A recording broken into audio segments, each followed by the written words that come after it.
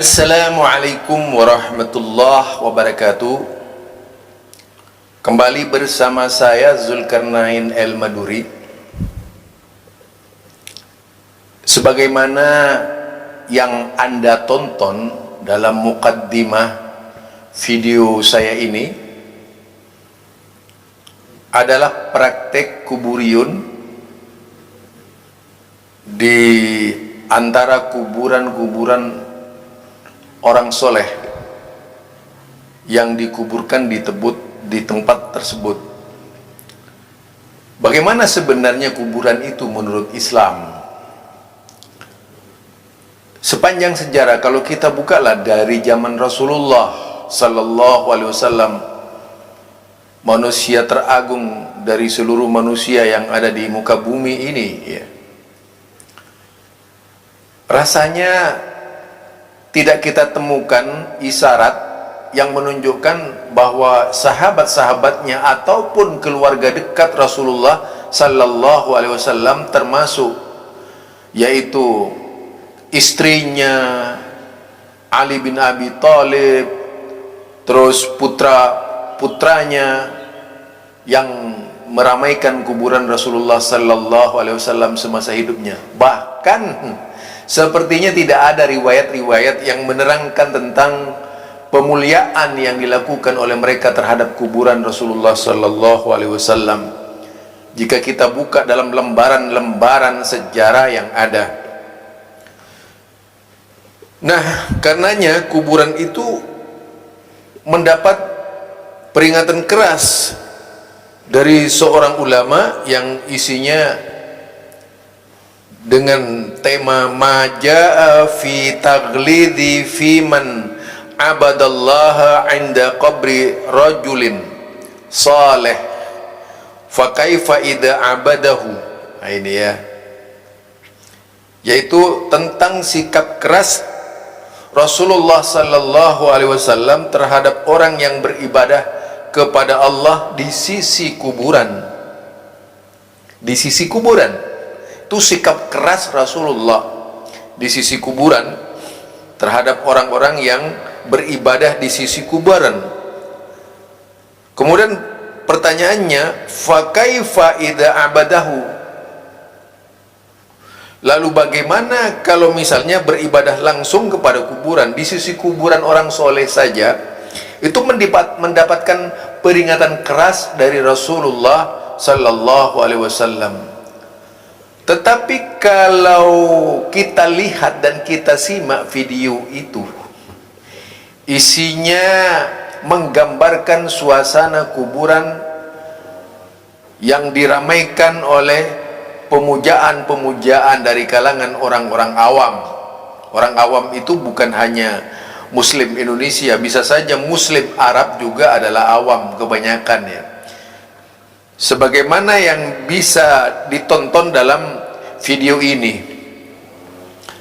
Nah, karena itulah Rasulullah Sallallahu Alaihi Wasallam menyebutkan bahwa kuburan itu bukan tempat beribadah. Kuburan itu tempatnya orang yang meninggal. Kita hanya dianjurkan berdoa, bukan meramaikan kuburan. Bahkan seperti ada pesta kuburan, luar biasa, pakai lampu-lampu, padahal dilarang pakai lampu. Ini tidak.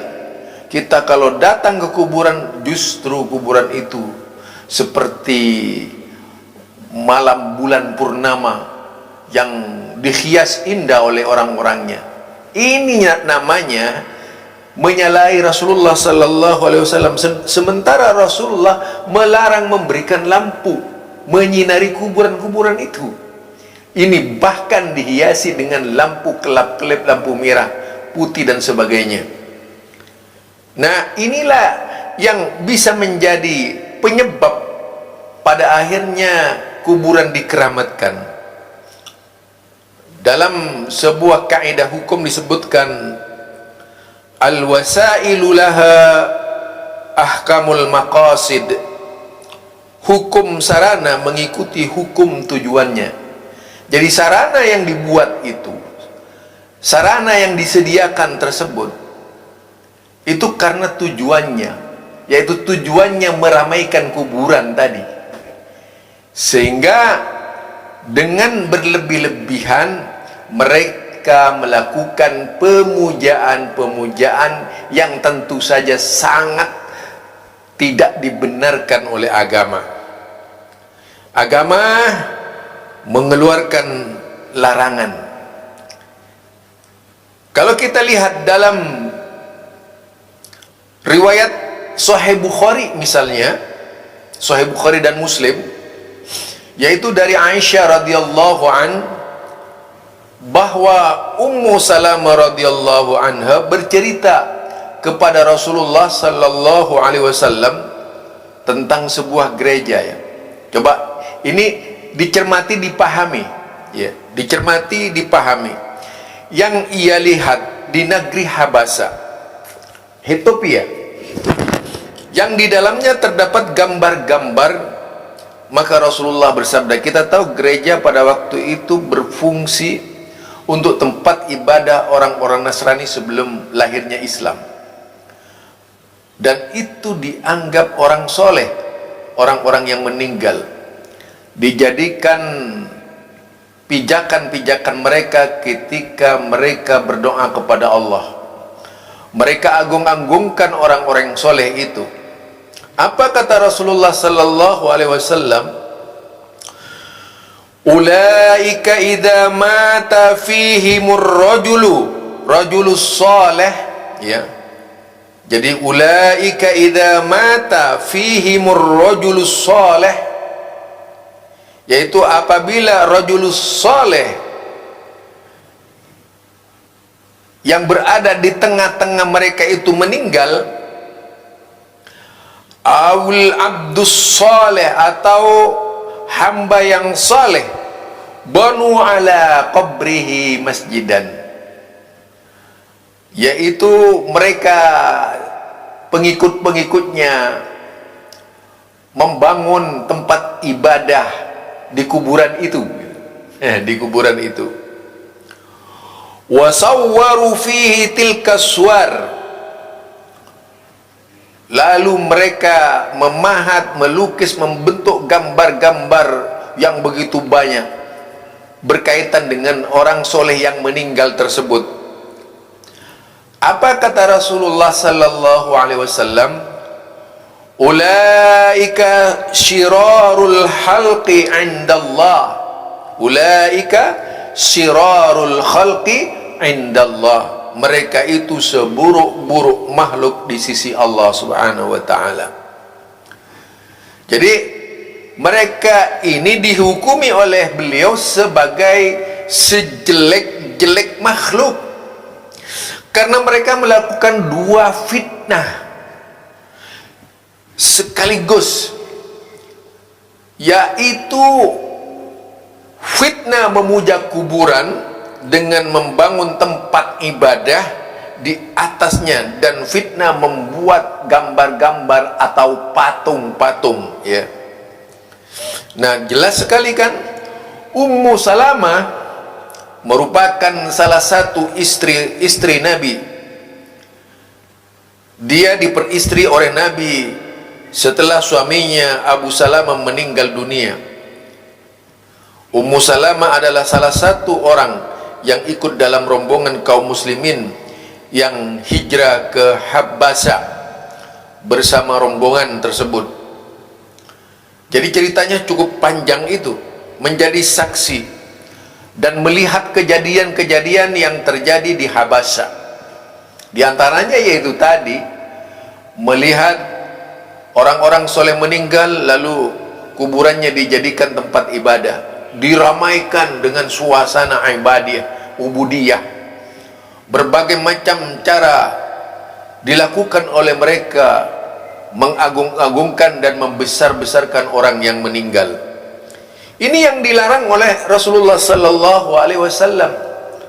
Dengan alasan mereka berziarah, tapi perilaku semacam yang dilakukan mereka tak pernah dilakukan oleh seorang sahabat pun, dengan datang memenuhi ruangan kuburan, memfasilitasi orang-orang yang datang, penuh dengan yaitu gemerlap, bermiwah-miwah dengan kuburan adalah salah satu kebiasaan yang tidak diajarkan oleh Islam. Itu dalam sebuah hadis, Ali bin Abi Thalib radhiyallahu an pernah memberi tugas kepada yaitu muridnya Abul Hayyaj Al-Ashadi. Ali bin Abi Thalib mengatakan, ala ab'asuka ala ma ba'asani alaihi Rasulullah sallallahu alaihi wasallam. Jadi maukah engkau, katanya, maukah engkau aku utus sebagaimana Rasulullah mengutusku ketika itu? Kemudian apa? Alla tad'a timsalan, ya, alla tad'a timsalan illa tamastahu. Janganlah engkau tinggalkan patung sampai kamu hancurkan. Wala qabran musrifan illa sawaitahu. Dan janganlah dibiarkan kuburan yang ditinggikan sampai engkau meratakannya. Nah, ini hadis dari Rasulullah sallallahu alaihi wasallam dalam sebuah hadis sahih. Memang tidak dilarang, bahkan orang membangun masjid itu akan diberi pahala. Tapi kalau mendirikan masjid di tengah kuburan, inilah yang tentu saja tidak dibenarkan oleh agama. Apalagi kalau kuburannya dijadikan masjid, sebagaimana yang Anda tonton pada video yang kami tayangkan itu. Bagi seorang yang beriman, bagi seorang yang benar-benar mempelajari agama, tentu akan menghindar dari yang dilarang oleh Rasulullah sallallahu alaihi wasallam. Sebab-sebab yang bisa mendatangkan kemusyrikan, sebab-sebab yang bisa mendatangkan kekafiran, bukan makin didekati tapi harus dijauhi. Yang dikenal dengan adalah saddud dara'ah. Nah, dengan demikian saudara, jangan bermain-main dengan kuburan. Bukanlah sejarah dengan pasti kita akan menemukan jawaban-jawaban yang memuaskan bahwa di zaman kemuliaan zaman ketika Nabi masih ada, atau ketika Nabi meninggal, ada sejarah panjang di situ. Bukan kemudian para sahabat Nabi ini berebutan memuliakan Rasulullah yang sedang berbaring di atas kuburan jenazahnya, yang berbaring di atas kasur jenazahnya pada waktu itu. Tetapi para sahabat justru sibuk pada waktu itu. Siapa yang layak menyelesaikan masalah-masalah keumatan ketika itu? Seandainya menganggap kuburan itu lebih mulia dan lebih penting, tentu para sahabat tidak akan melakukan sesuatu yang sifatnya membangkang Rasulullah sallallahu alaihi wasallam. Dan kita tahu sendiri, Ali bin Abi Thalib, orang yang paling dekat dengan Rasulullah, itu belum pernah kita mendengar bahwa Ali bin Abi Thalib